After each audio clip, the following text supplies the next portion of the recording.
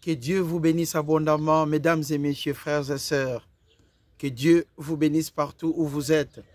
Je vais vous expliquer quelque chose vraiment de très simple afin que nous puissions avoir l'idée. Je suis votre bien-aimé, monsieur Guy Ambangito de Baba Motiga. Bienvenue à la conférence Une heure pour Dieu, la croyance authentique. Nous parlons de la croyance comme étant une démonstration de ce qu'on ne voit pas. Pourquoi nous croyons? Parce que nous sommes des enfants de Dieu. Dieu a tant aimé le monde qu'il a donné son Fils unique, afin que quiconque croit en lui ne périsse point, mais qu'il ait la vie éternelle. Je vais vous montrer quelque chose de simple. Jean, on va regarder ici.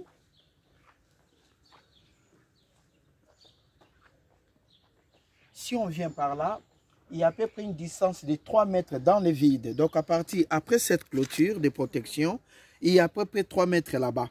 Donc, pour toute personne, un être humain évitera de tomber par là parce qu'après, c'est ça ce qu'on appelle l'accident. Et puis vous risquez d'avoir des problèmes, des blessures ou quoi que ce soit.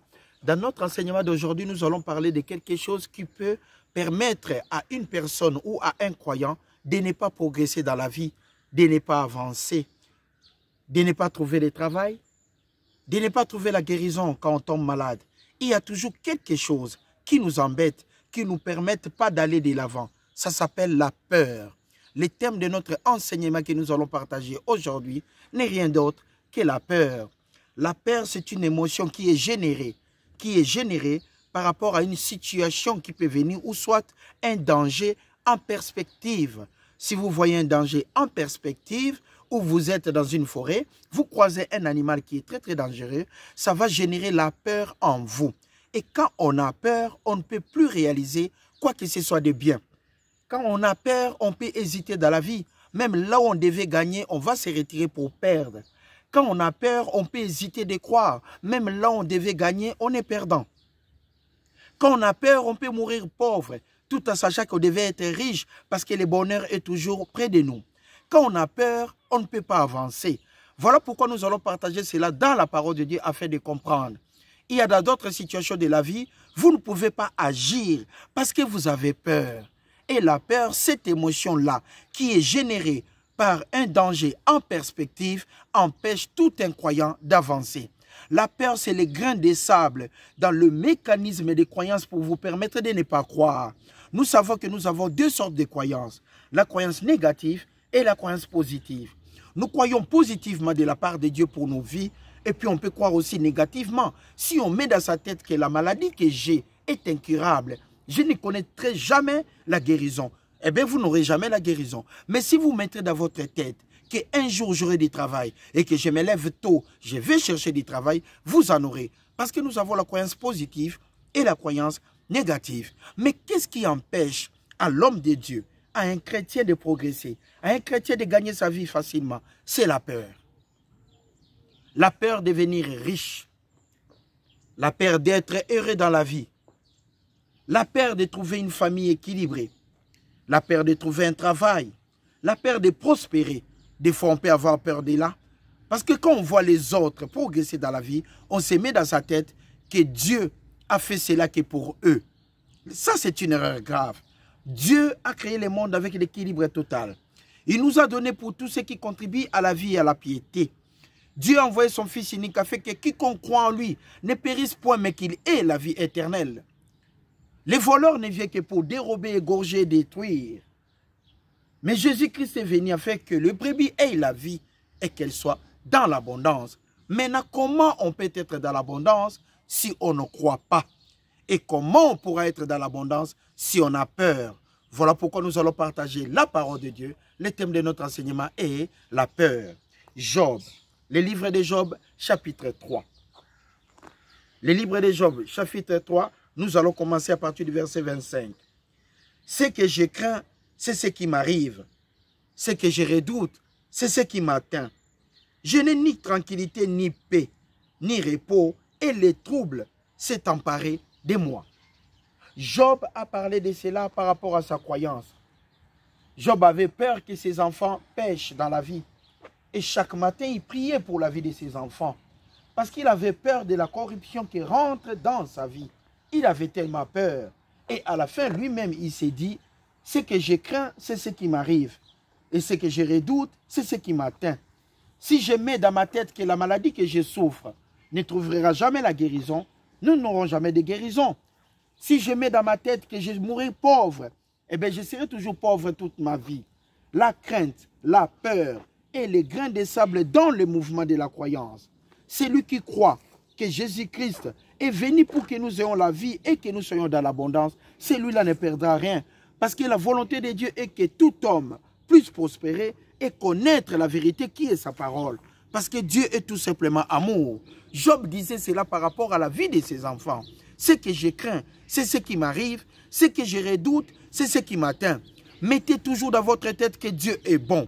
Croyez que Dieu ne vous laissera jamais, jamais souffrir dans la vie. Mais dans chaque situation compliquée, Dieu créera toujours une voie de sortie afin que vous puissiez comment la supporter. Supporter quoi? La tentation. Que Dieu vous bénisse abondamment. Le livre de 1 Corinthiens chapitre 10. Le thème de notre enseignement est tout simplement la peur. 1 Corinthiens chapitre 10, le verset 13. Aucune tentation ne vous est survenue qui n'ait été humaine, et Dieu qui est fidèle ne permettra pas que vous soyez tentés au-delà de vos forces. Mais avec la tentation, Dieu préparera une voie de sortie afin que vous puissiez comment la supporter. Dieu ne peut pas laisser qu'un homme, un croyant, soit tenté au-delà de ses forces. Mais si la tentation arrive, Papa tracera une voie de sortie, afin que vous puissiez supporter quoi? La tentation. La tentation représente tout simplement des problèmes qu'on peut avoir. La tentation représente tout simplement des difficultés que nous pouvons avoir dans la vie. Aujourd'hui, demain, le lendemain. Vous vous réveillez, vous n'avez plus de travail, mais vous avez des enfants à nourrir. Vous avez les loyers à payer. Je vais vous expliquer une histoire. Si vous habitez dans une maison et que vous êtes ensemble avec le propriétaire et que vous êtes maintenant le 29 et que vous payez la maison les 30, vous n'avez pas d'argent. Mais vous attendez déjà le propriétaire s'est réveillé avant vous. Il est en train de nettoyer devant la maison, devant votre maison. Mais vous n'avez pas l'argent pour s'acquitter du loyer. À ce moment-là, vous aurez toujours la peur. Parce que vous n'avez pas le pouvoir. Votre désir est de payer la maison, mais vous n'avez pas de pouvoir pour le faire. À ce moment-là, vous aurez toujours la peur. La peur n'empêche pas aux gens. La peur ne permet pas aux gens d'aller de l'avant. La peur est le grain de sable dans la croyance.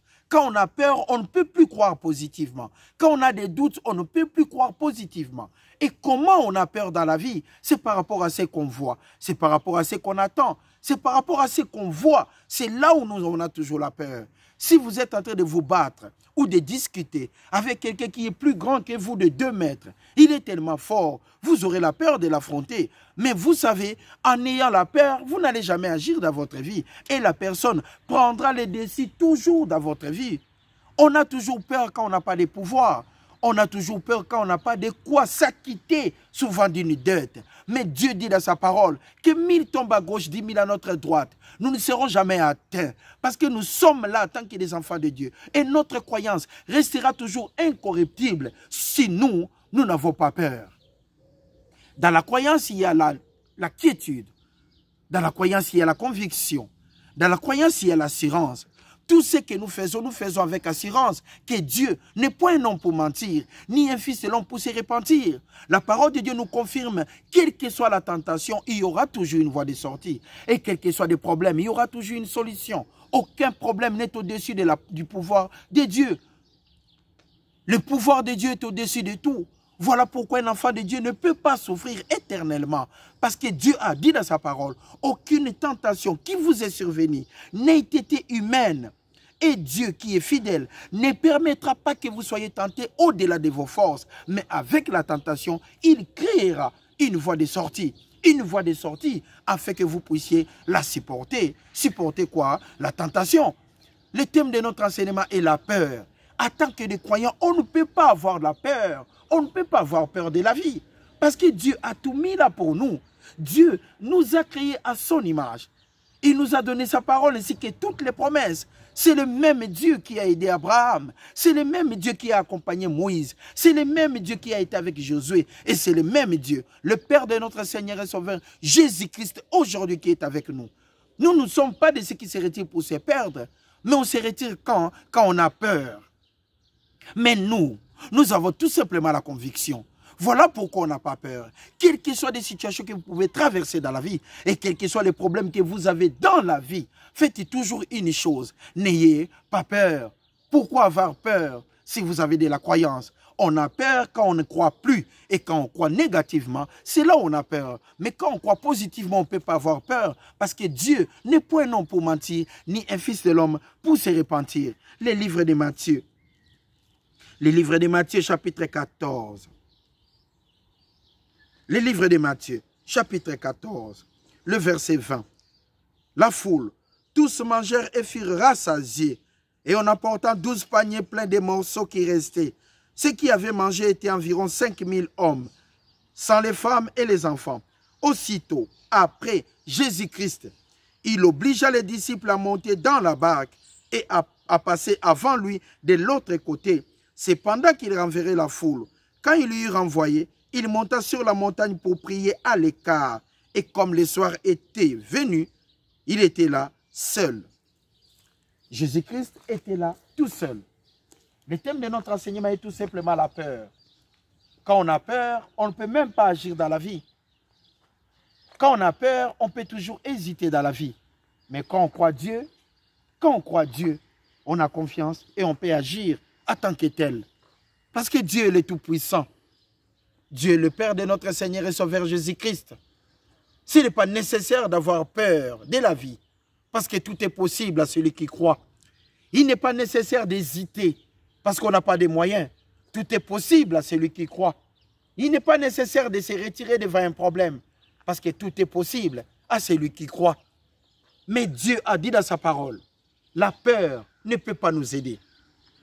Verset 24. La barque était déjà au milieu de la mer, était battue par les flots, car le vent était contraire. À la 4e veille de la nuit, Jésus mena Allah vers eux, marchant sur la mer. À la quatrième veille de la nuit, Jésus alla vers eux, marchant sur la mer. Et quand les disciples virent Jésus-Christ marcher sur la mer, ils furent troublés et dirent, c'est un fantôme. Et dans leur frayeur, ils poussèrent des cris. Quand ils ont vu quelqu'un comment marcher sur l'eau, ils ont eu peur. Vous savez pourquoi les disciples avaient peur? Par rapport à ce qu'ils ont vu. Ce n'est pas par rapport à ce qu'ils ont entendu, mais ce qu'ils ont vu. Parce que la mer battait de gauche à droite. Et ils ont vu encore par là quelqu'un marcher sur l'eau. Je vais vous montrer l'exemple. Regardez ici. Sébastien qui est là. C'est vraiment magnifique. C'est vraiment magnifique.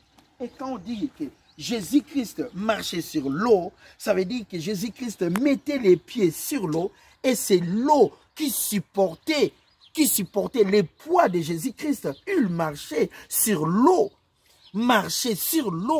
Et maintenant les disciples, ils étaient dans une situation très très compliquée. Et quand ils ont vu de leurs propres yeux quelqu'un marcher sur l'eau, ils ont eu comment? Peur. Et par leur frayeur, ils s'écriaient, ils demandaient au secours. Ils ont dit eux-mêmes que ça, c'est un fantôme. Parce que pour eux, avant que quelqu'un marche sur l'eau, ça devait être qu'un fantôme. Or, la parole de Dieu nous dit, tout est possible à celui qui croit. Et Jésus-Christ était là, il marchait avec conviction. Mais les disciples ont eu peur par rapport à ce qu'ils ont vu. Nous avons peur des fois des personnes qu'on peut même gagner dans la vie, mais on a peur d'eux par rapport à ce qu'on voit d'eux. Si vous voyez quelqu'un avec une belle voiture, vous mettez toujours dans votre tête qu'il a de l'argent, mais peut-être il a des dettes plus que vous. Vous qui n'avez pas de voiture, qui marchez tout simplement à pied. Quand vous voyez quelqu'un avoir 10, 15, 50 maisons, vous avez peur de lui. Vous vous dites vous-même en tête qu'il est le plus riche. Mais peut-être la personne ne dort pas la nuit. Mais par rapport à ce que vous voyez, et vous avez peur. La peur est générée par rapport à ce que nous voyons et ce que nous attendons. Vous vous rendez dans un hôpital, un médecin vous consulte et vous dit, messieurs, vous êtes en train de développer un cancer. Le mot cancer déjà vous apportera comment? La peur. Et à ce moment-là, vous ne pouvez plus croire. Parce qu'il y a déjà les doutes qui règnent au-dessus même de votre croyance. Mais quand on a peur, on ne peut rien faire. Mais des enfants de Dieu, nous ne pouvons jamais avoir peur. Parce qu'avec la peur, on ne sera jamais convaincu pour aller de l'avant. Mais nous devons avoir plutôt la conviction. Verset 27. Jésus leur dit aussitôt, « Rassurez-vous, ayez de l'assurance, c'est moi, n'ayez pas peur. » Et Pierre, dans ces pierres, je bâtirai mon église. Pierre de Bethsaïda lui répondit, « Seigneur, si c'est toi, ordonne que j'aille vers toi sur les eaux. » Pierre aussi a dit à Jésus-Christ, comme tout est possible à celui qui croit, ordonne, permets-moi d'aller vers toi aussi en marchant sur l'eau. C'était la croyance de Pierre. Et il dit, Pierre, viens. Et Pierre sortit de la barque. La première des choses que Pierre devait faire, c'était quoi? Avec sa croyance d'agir. Et Pierre fait quoi? Sortit de la barque. Il devait mettre comment? Poser les pieds sur l'eau avant de marcher. Pierre devait poser les pieds comme ça sur l'eau avant de marcher. Ça demandait une croyance extraordinaire. Parce qu'avant, ils avaient peur, ils avaient dit que c'était un fantôme. Mais quand maintenant Pierre a cru, il a dit que c'était Jésus-Christ, il a dit alors, tout est possible à celui qui croit. Ordonne, Seigneur, que je viens vers toi. Et Pierre, Jésus-Christ lui a dit, viens. Et Pierre n'a pas hésité, il a cru. Parce que la croyance, on doit poser l'action quand nous croyons. Regardons maintenant, à partir du verset 29. Viens, et Pierre sortit et alla vers Jésus-Christ. Alla vers Jésus-Christ en marchant sur l'eau. Donc dans cette périphérie, s'il marchait sur l'eau, il partait vers Jésus-Christ en marchant sur l'eau. Mais voyant que les vents étaient forts, il y eut peur.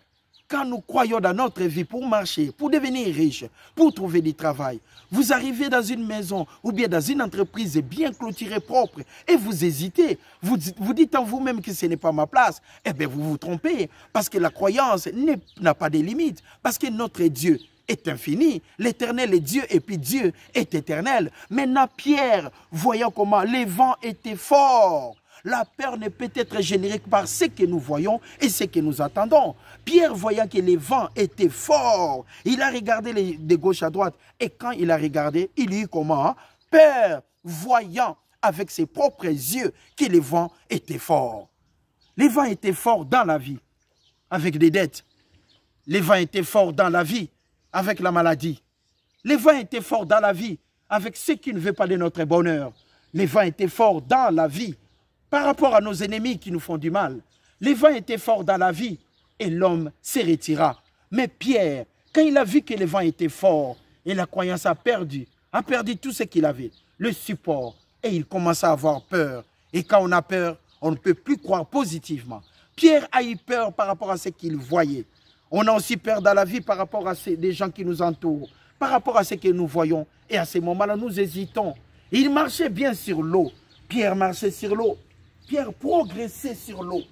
Il progressait en marchant sur l'eau. Mais à un moment, il regarda de gauche à droite. Il regarda son oncle. Il regarda ses enfants. Il regarda ses factures. Il regarda les gens qu'il n'aimait pas. À ce moment-là, il eut peur. Et quand il a eu peur, la croyance positive est partie. Et comme il commençait à s'enfoncer, il cria, Seigneur, sauve-moi. Aussitôt Jésus-Christ étendit la main, le saisit et lui dit, homme de peu de croyance, pourquoi as-tu douté? Pourquoi as-tu douté, Pierre? Parce que tu étais vers la voie des sorties. Pourquoi as-tu douté, Pierre? Car la tentation, si c'est au-delà de nos forces, Dieu est là pour créer la voie des sorties pour nous. Pourquoi as-tu eu peur? Parce que tu devais rester toujours avec ta croyance positive. C'est ça ce qui peut nous arriver dans la vie. On hésite, on croit que quelque chose est impossible. Je me souviens quand on est venu ici en Suisse, la première des choses qu'on nous disait, que le papier, c'était vraiment presque mission impossible.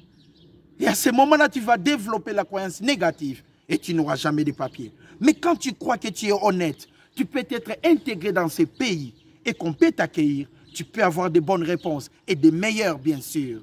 Parce que tout est possible à celui qui croit. La croyance est une démonstration de celles qu'on ne voit pas, des choses qu'on ne voit pas du tout. Mais Dieu peut rendre ça disponible dans nos vies, à une seule condition, de ne pas avoir peur. Ce que je crains, c'est ce qui m'arrive. Ce que je redoute, c'est ce qui m'atteint. Si je crois être malade et que la maladie est incurable, eh bien la maladie restera incurable dans votre vie. Mais si vous croyez que tout est possible à celui qui croit, avec Dieu, nous ferons des exploits.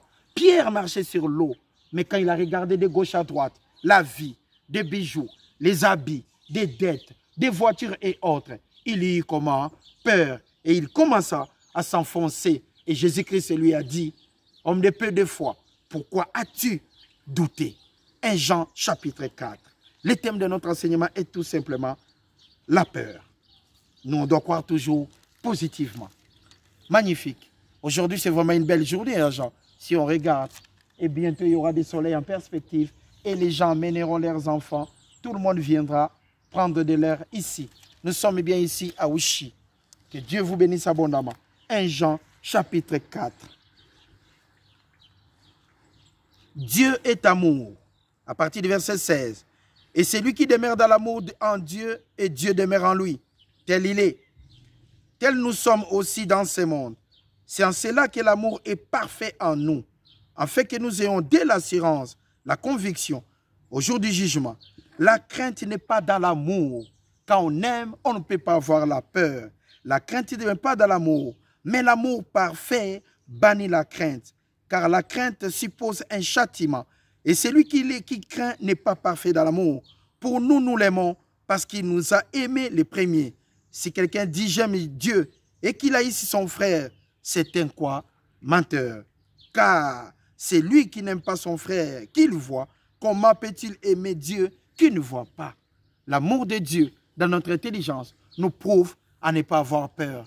Parce que l'amour parfait bannit la crainte. L'amour parfait ne peut s'aimer que la confiance pour aller de l'avant. Quand nous avons la confiance et que nous avons la conviction, nous pouvons agir qu'en tant que tel. Nous n'allons plus hésiter par rapport à tout ce que nous faisons. Quand je marche, j'ai confiance que mes jambes tiendront. Et regardez vous-même, je marche avec assurance. Parce que ça tient. Je peux lever le bras. Je peux faire tout ce que je veux. Je peux marcher avec amour parce que j'ai confiance que mon corps tient encore. Voilà pourquoi je rends infiniment grâce à Dieu. L'amour parfait bannit la crainte. Et l'amour parfait vient que dès la parole de Dieu. Étant s'aimer en nous, nous développons une confiance inébranlable. Croyez en Dieu, croyez en sa parole et restez toujours convaincus. L'amour parfait bannit la crainte. Le thème de notre enseignement, c'était la peur. Si on a peur, on ne peut plus croire positivement. Mais la croyance authentique nous dit tout simplement, nous devons éviter la peur et croire toujours avec la ferme conviction que Dieu ne nous laissera jamais tenter au-delà de nos forces. Mais si la tentation arrive, et lui-même, il va planifier une voie de sortie afin que nous puissions la supporter. Que Dieu vous bénisse abondamment et je vous souhaite un bon dimanche. Que Dieu vous bénisse avec joie et simplicité de cœur. Merci. Merci beaucoup.